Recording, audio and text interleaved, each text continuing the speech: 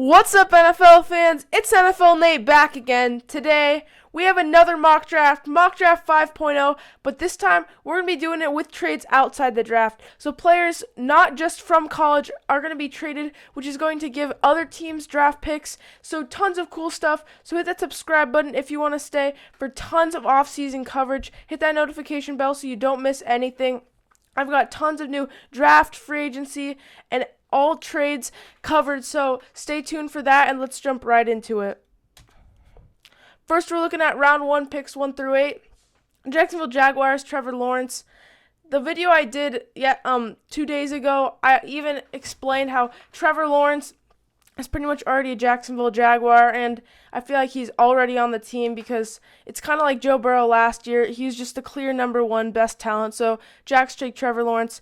Then New York Jets, I have them taking Zach Wilson.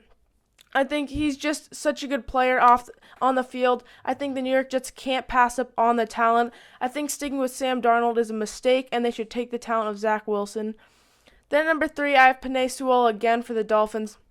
Penei Sewell, I just feel like, is clearly the best offensive lineman. Some people are debating if Rashawn Slater's close, but I don't think it's very close. I think they help protect Tua and get that piece that can really make the offensive line good for Tua. Then at number 4, I have Justin Fields.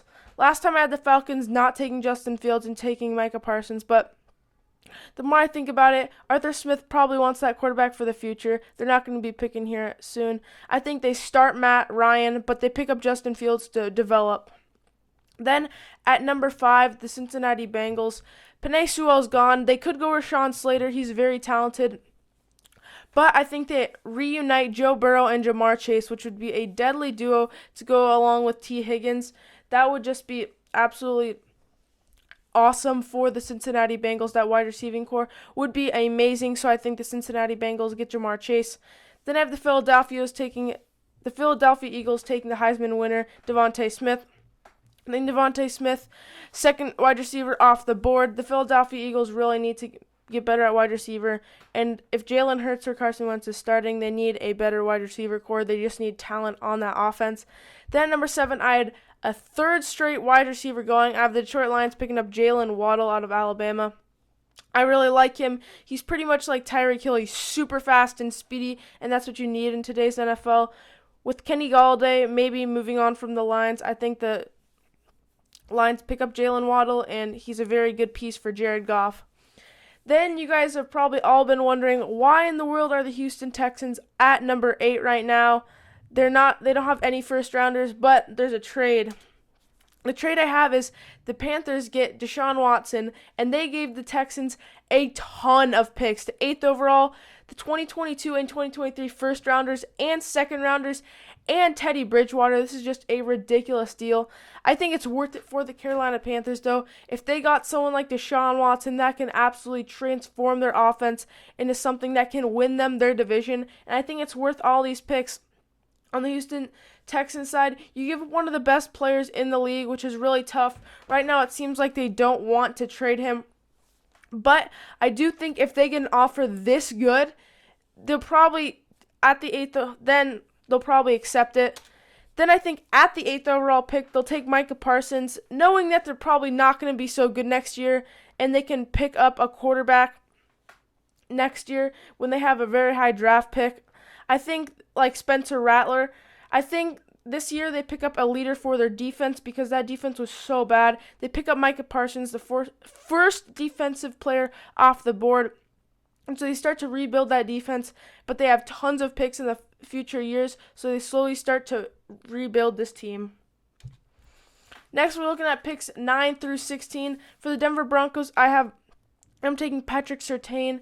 Patrick Surtain's a really solid player out of Alabama, lockdown corner, so I think it can be good for making that Denver Broncos defense good again. Even better. Then the Dallas Cowboys at number 10, I have them taking Caleb Farley, the next best cornerback on the board. So I think it's just really solid for the Cowboys picking up another cornerback to help that secondary. Then I have the Giants taking Rashawn Slater. They could go Kyle Pitts here, but I feel like Rashawn Slater can really help them protect Daniel Jones. And with tons of wide receivers in free agency and no really good wide receivers on the board, they'll pick some up in free agency. Make sure to protect Daniel Jones. They already got Andrew Thomas last year. He didn't play too well, so just make sure that offensive line is good and draft Rashawn Slater. Then I have the San Francisco 49ers. Trey Lance happened to drop to them, so I think they pick him up. They can learn behind Jimmy Garoppolo and become their franchise quarterback. Then I have the LA Chargers taking Kyle Pitts. Now, obviously, I have Hunter Henry, and I think they should have Hunter Henry and Kyle Pitts. They can both be on the field at the same time. Kyle Pitts, he's listed as a tight end, but really he has receiver ability and can just be a matchup nightmare. Just probably become Justin Herbert's best friend and just be always open all the time, good in the red zone, just super versatile player. Then the Minnesota Vikings, I have them selecting Elijah Vera Tucker, offensive guard. I think that would be good for the Minnesota Vikings, help rebuild that offensive line. Then I have the New England Patriots taking Mac Jones. I think if Mac Jones falls to them, it really depends if they like him or not. If they think he can become their franchise guy, the next Tom Brady, then I think they'll pick him up. But if they don't like him, I don't think they will. I don't think that the Patriots are going to try to trade up to get him. I don't think it's worth that for them. So I think they'll let him fall to them. And if he's there, they might pick him up. So I have them picking up Mac Jones. Then for the Arizona Cardinals, I have them taking Kwity Paye. Obviously, Hassan Reddick is going to be a free agent. Kwity Paye can be that next player as an edge rusher for the Arizona Cardinals. Now we're looking at picks 17 through 24. I have the Las Vegas Raiders selecting Christian Barmore. Christian Barmore is a really good defensive tackle out of Alabama. He can stuff the run, and he's actually not that bad at pass rushing. Can create some interior pressure to help the Raiders on defense. Then I have the Miami Dolphins actually taking Joseph Owusu-Koramoah. I can't pronounce his name. I try, but I never can. I think they pick that up for the Dolphins. As you saw in the Super Bowl, linebackers matter a lot. So if you got someone like him for the Dolphins, it can really take their defense from like top 10 to like top 3, and I think the Dolphins can have a stellar defense. Then I have the Washington football team selecting Christian Darrisaw. Really good offensive tackle, can help. I think Taylor Heineke is going to be playing for them, so he can help protect him. Then I have the Bears selecting Jaylen Mayfield. Really good offensive tackle. Who knows what's happening at quarterback for the Bears, but what's for sure is that they need a good offensive line, so they pick up Jaylen Mayfield. Then the Eagles, I have them picking up J.C. Horn. They get the trade, so we're going to look at that. I have the Colts getting Carson Wentz and the Eagles getting the 21st overall pick. It's just an even swap. I think this is perfectly fair. I think if the Colts really want Carson Wentz, they'll give up their first overall pick because the Colts don't have too many holes, and they get their franchise guy. The thing about this is Carson Wentz in Philadelphia had no weapons, no offensive line, just no help in general. But when he goes to the Colts, he's going to have an offensive line, some wide receivers, a good running back. So I really think that will help and get Carson Wentz back up to that 2017 form. And then when we look back on this deal, it'll be like the Colts got a steal for only giving up a first rounder. But for the Eagles, Carson Wentz isn't working right now, so they get the 21st overall pick, which they will select J.C. Horn, cornerback. I think that can really help their defense. Obviously, they got a weapon in their first pick, so they help the defense in their second pick. A good player for the Eagles. Then the Tennessee Titans, they select Gregory Rousseau. The Titans are lucky that this good of an edge rusher fell to them, so I think they'll pick him up. It won't even be a close option for anything else because the Titans really, really need help at edge rusher. They can pick up something in free agency, but they need to invest in the draft as well. Then I have the New York Jets selecting Travis Etienne. I think Travis Etienne will be a very good quarterback.